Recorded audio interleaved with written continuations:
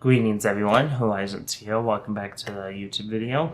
And today is a milestone for a particular movie. That's right, it has been 5 years ago this very day that a certain movie came out.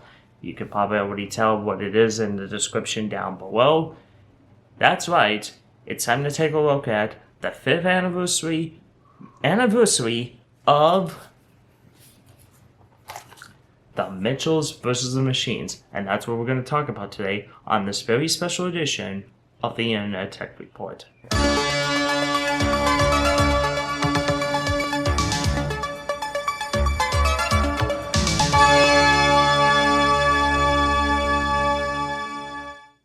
Let the intro play out for a little bit, but anyways, welcome to this special version. You can actually see my face this time around on this version of the Internet Tech Report. I usually don't do it because mainly those videos I usually do take roughly 20 minutes to edit, give or take, after I edit out all the bad takes and whatnot after an Audacity, which takes me about 40 minutes to do the script and everything. But anyways, I'm getting off track. Anyways, yes, it has been 5 years ago this very day that a certain movie came out, The Mitchells vs. the Machines. Basically, pretty much what many people consider the best anime movie to come out during the COVID pandemic. And unfortunately, it does have that distinction of being unfortunately affected by that. I figured I'd discuss my personal history with this movie, obviously, of how it came to be and stuff, and how I knew the movie overall, thanks to people commenting on it and whatnot over the years, and for my closest friends who knew about the movie and stuff. Anyways, let's just discuss the elephant in the room and basically lead up to the events. I haven't ever talked about this before. I was originally going to talk about this, I think, about last year, but I just didn't get to it and stuff. So let's just discuss where animation was right before COVID, basically. Basically, the last movie I ever saw in theaters, actually, prior to it, was the movie Onward from 2020. Poster looks just like this, if you could see it right there, courtesy of the FEBURAY.com forums. Thank you very much.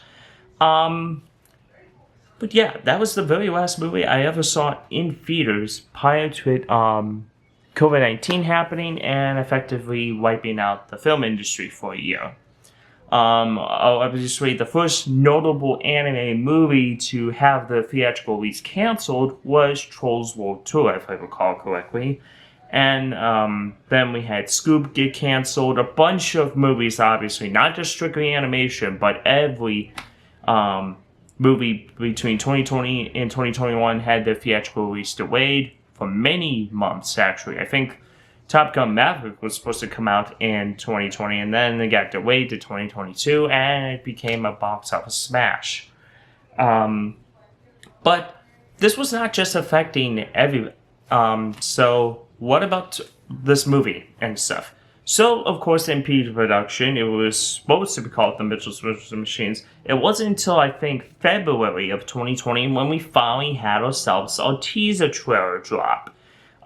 If there are corrections, I will put them in the title down below, or put them in the video and stuff. But anyways, we had a teaser trailer drop. And I believe I saw this teaser trailer when I saw Onward. And here's what the teaser trailer would have looked like.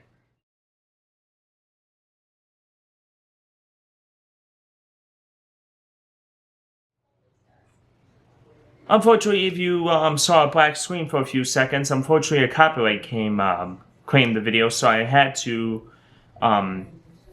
disembark the video.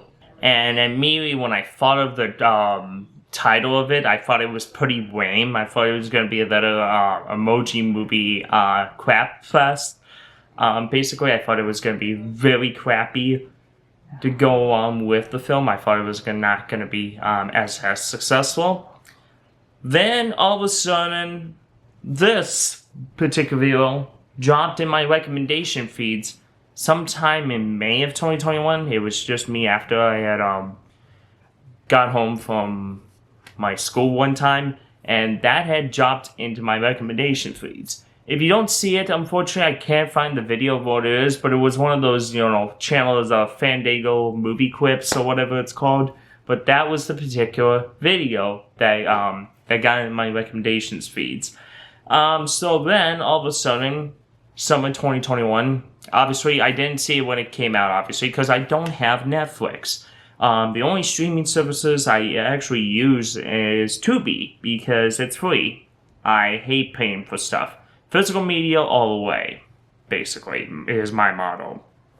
Anyways, I first had seen this movie in the summer of 2021. A group of friends saw it in class, and it turns out I couldn't stop laughing at the meta-humor in the movie. The meta-humor, of course, being pretty funny. It's poking fun at basically the reliance on technology, basically, and poking fun at that type of thing of how we're so far ahead with technology, we could have robots who could be our companion pieces, all of a sudden go rogue on us and trap us in basically a jail cell, basically, if they don't get their way, basically.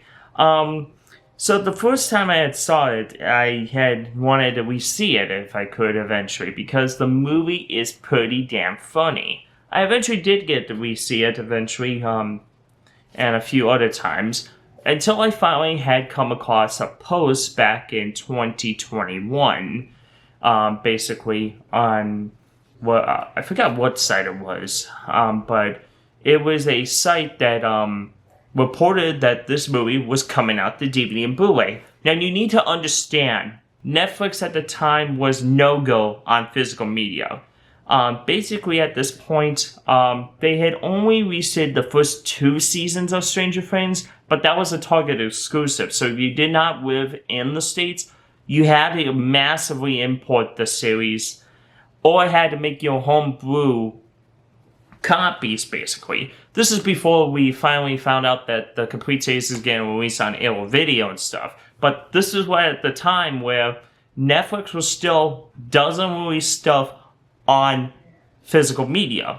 But this was a catch. Because this movie was being released through Sony Pictures and not Netflix, you need to understand that because the theatrical release was canceled, Sony decided, let's try to find a studio or streaming service we could sell this to, so we can at least get this movie to be shown. This is not like the Warner Bros. Discovery, like, oh, this movie's crap, let's just not sell it at all and just cancel the movie. Finally, they're getting Coyote vs. Acme out of the way, finally, for those fans that wanted to see that movie and stuff.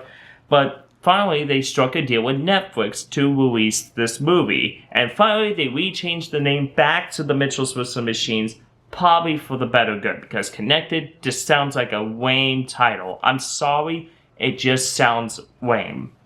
Anyways, back to the catch. Because this was originally going to be theatrical, Sony had a deal with Netflix that after a certain period of time, this movie would get a theatrical release or physical media release. It did get a brief theatrical release, I think in November of 2021, so people could still see it. And that was also to do some eligibility criteria for the Academy Awards back then, of course, and stuff. So, finally, that post, however, turned out to be correct. Although the cover obviously was off, and a lot of people speculated if this was going to not come out and stuff, until we finally got a cover art.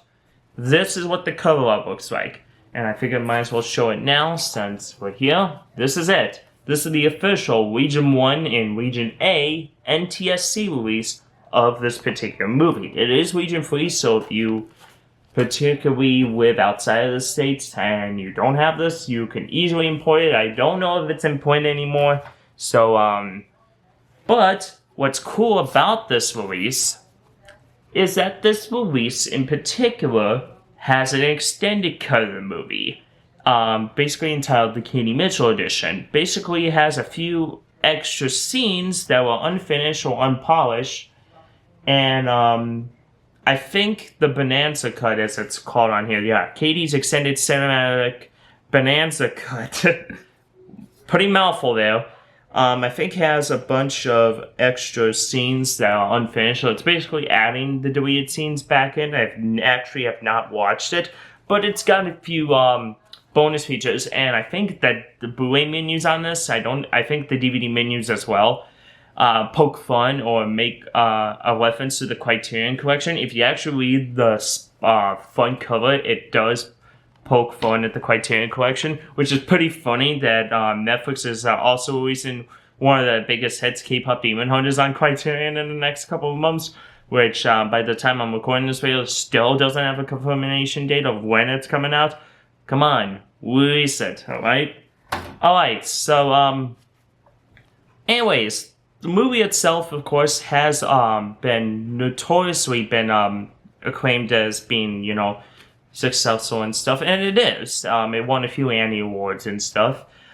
Did lose the animation award to Encanto at the Oscars, which still remains the last remaining Disney film to get the award there, which honestly I don't really care about the Academy Awards anymore, just personal reasons and stuff. But anyways, I figured I'd make this quick video and stuff.